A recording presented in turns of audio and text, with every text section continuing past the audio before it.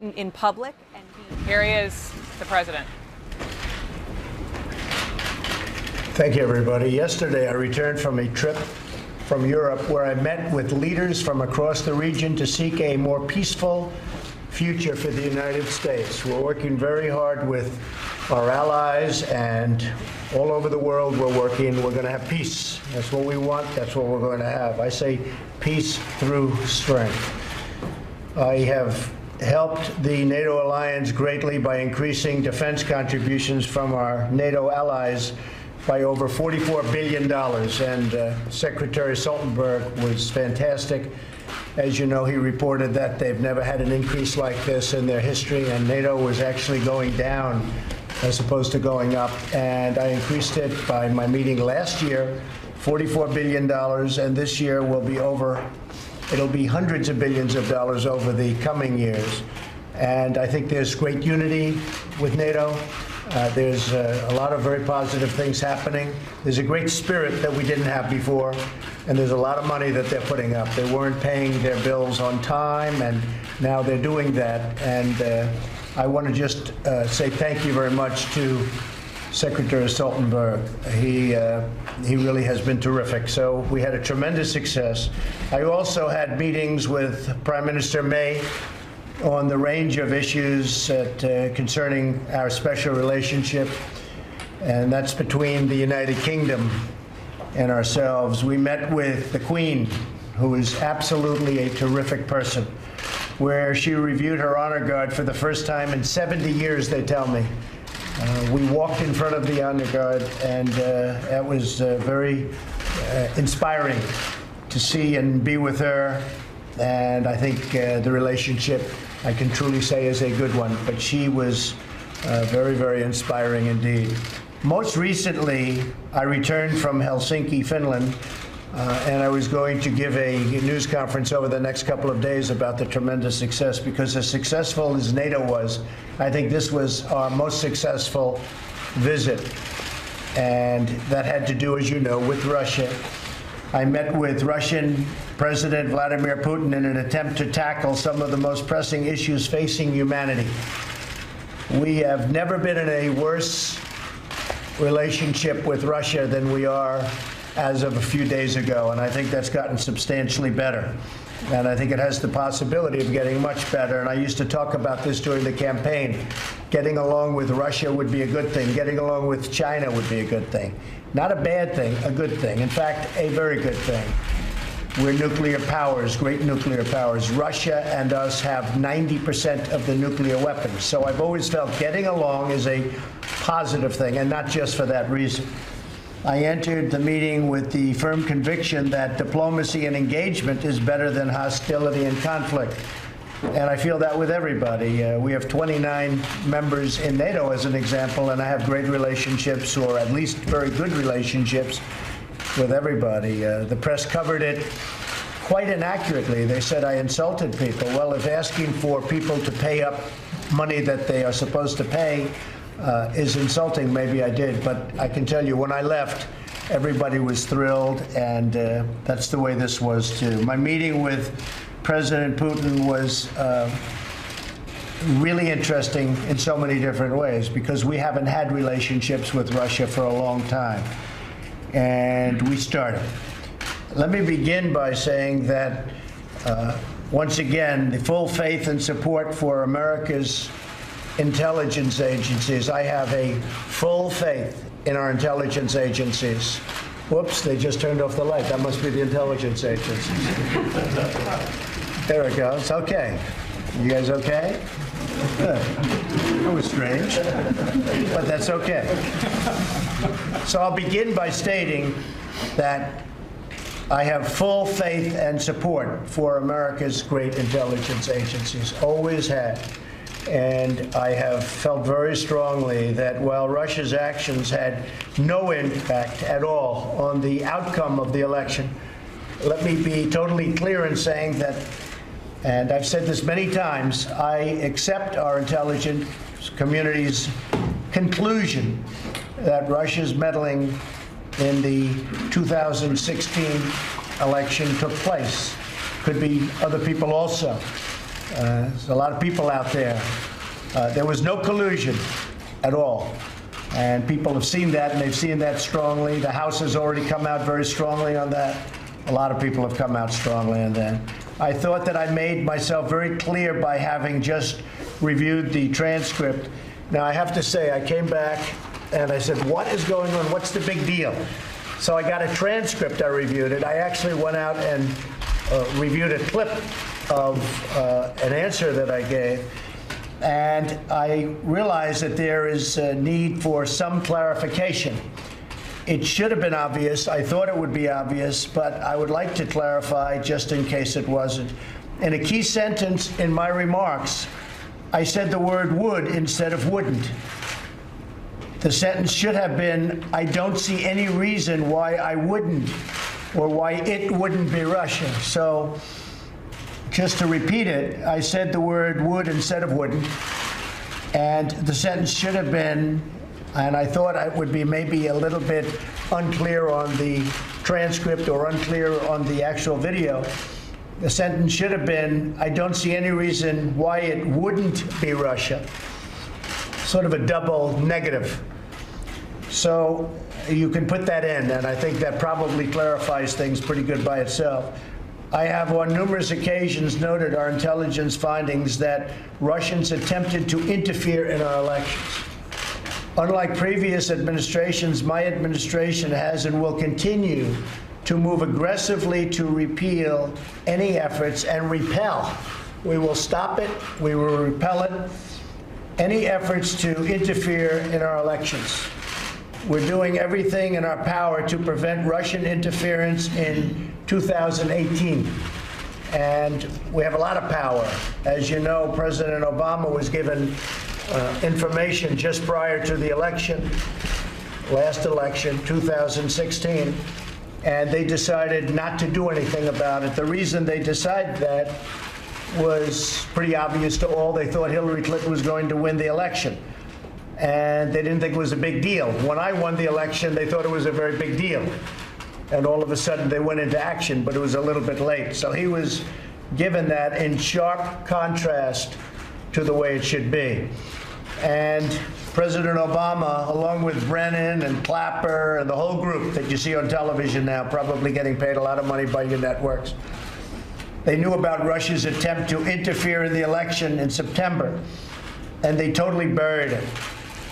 And as I said, they buried it because they thought that Hillary Clinton was going to win. Turned out it didn't happen that way. By contrast, my administration has taken a very firm stance. It's a very firm stance on a strong action. We're going to take strong action to secure our election systems and the process. Furthermore, as has been stated, and we've stated it previously and on many occasions, no collusion. Yesterday, we made significant progress toward addressing some of the worst conflicts on Earth. So when I met with President Putin for about 2.5 hours, we talked about numerous things. And among those things are the problems that you see in the Middle East, where they're very much involved, we're very much involved. I entered the negotiations with President Putin from a position of tremendous strength. Our economy is booming, and our military is being funded $700 billion this year, $716 billion next year. It will be more powerful as a military than we've ever had before. President Putin and I addressed a range of issues, starting with the civil war in Syria and need for humanitarian aid and help for people in Syria. We also spoke of Iran and the need to halt the nuclear ambitions and the destabilizing activities taking place in Iran. As most of you know, we ended the Iran deal, which was one of the worst deals anyone could imagine, and that's had a major impact on Iran, and it's substantially weakened Iran, and we hope that at some point Iran will call us and we'll maybe make a new deal, or we maybe won't. But Iran is not the same country that it was 5 months ago, that I can tell you. They're no longer looking so much to the Mediterranean and the entire Middle East. They've got some big problems that they can solve probably much easier if they deal with us. So we'll see what happens. But we did discuss Iran.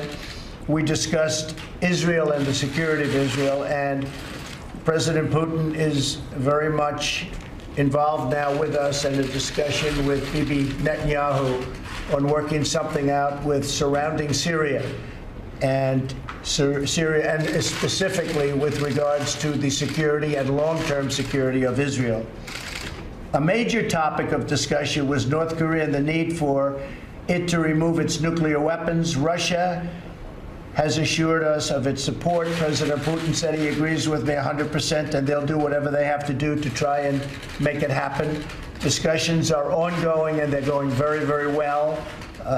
We have no rush for speed. The sanctions are remaining. The hostages are back. There have been no tests. There have been no rockets going up for a period of 9 months. And I think the relationships are very good. So we'll see how that goes. We have no time limit. We have no speed limit. We're just going through the process. But the relationships are very good. President Putin is going to be involved in the sense that he is with us. He would like to see that happen. Perhaps the most important issue we discussed at our meeting prior to the press conference was the reduction of nuclear weapons throughout the world. The United States and Russia have 90%, as I said, and we can have a big impact. But nuclear weapons is, I think, the greatest threat of our world today. And they're a great nuclear power. We're a great nuclear power. We have to do something about nuclear. And so that was a matter that we discussed actually in great detail, and President Putin agrees with me. The matters we discussed are profound in their importance and have the potential to save millions of lives. I understand the many disagreements between our countries, but I also understand that dialogue in when you think about a dialogue with Russia or dialogue with other countries, but dialogue with Russia in this case, where we've had such poor relationships for so many years, dialogue is a very important thing, and it's a very good thing. So if we get along with them, great. If we don't get along with them, then we won't get along with them. But I think we have a very good chance of having some very positive things. I thought that the meeting that I had with President Putin was really strong. I think that they were willing to do things that, frankly, I wasn't sure whether or not they would be willing to do. And we'll be having future meetings, and we'll see whether or not that comes to fruition. But we had a very, very good meeting. So I just wanted to clear up. I have the strongest respect for our intelligence agencies headed by my people. We have great people, whether it's Gina.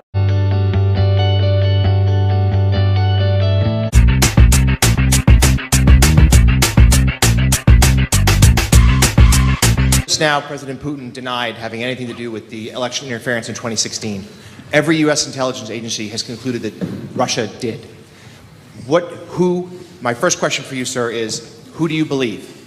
My second question is, would you now, with the whole world watching, tell President Putin, would you denounce what happened in 2016, and would you warn him to never do it again?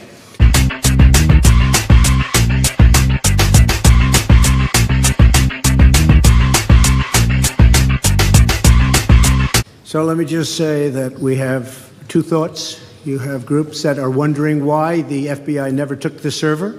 Why haven't they taken the server? Why was the FBI told to leave the office of the Democratic National Committee? I've been wondering that. I've been asking that for months and months, and I've been tweeting it out and calling it out on social media. Where is the server? I want to know, where is the server, and what is the server saying?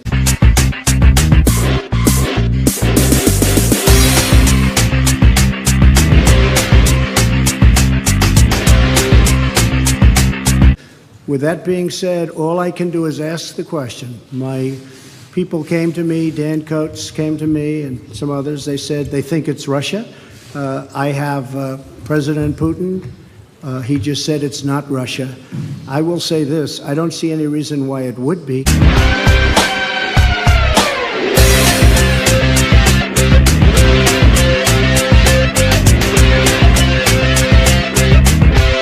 but I really do want to see the server. But I have confidence in both parties. I really believe that this will probably go on for a while, but I don't think it can go on without finding out what happened to the server, what happened to the servers of the Pakistani gentleman that worked on the DNC. Where are those servers? They're missing. Where are they?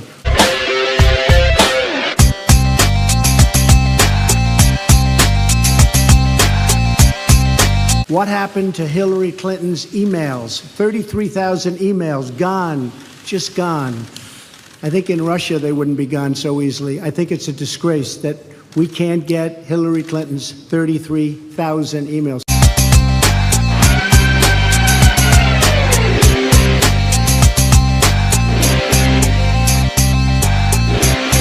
So I have great confidence in my intelligence people, but I will tell you that President Putin was extremely strong and powerful in his denial today.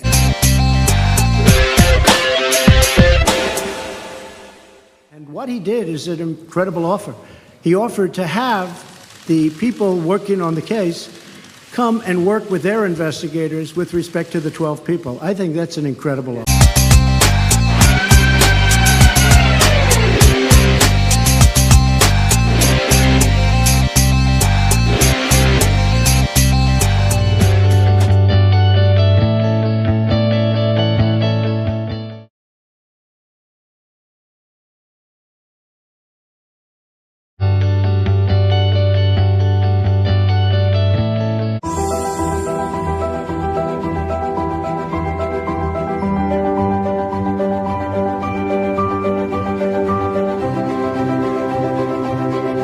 Trump. Here's a guy who has called Haiti and African nations S-hole countries. Here's a guy who in 1973, as you've already indicated, was found in a judgment by the Department of Justice to be a discriminatory person when it came to black people.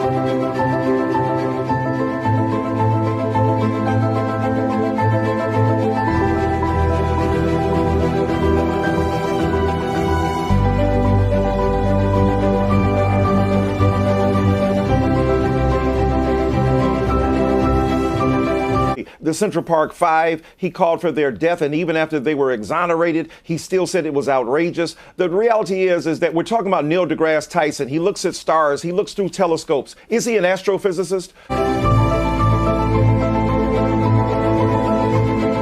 Well, the reality is this. Donald Trump talks like a racist, thinks like a racist, makes statements like a racist, conjures emotions that give succor and support to white supremacists and white nationalists. Yeah, he's a racist because racism is as racism does. So this attempt to avoid it, and here's the problem. Martin Luther King Jr. said, it's not the white supremacists who are the problem, it's white moderates and conservatives who tend to be complicit with that by trying to dismiss it.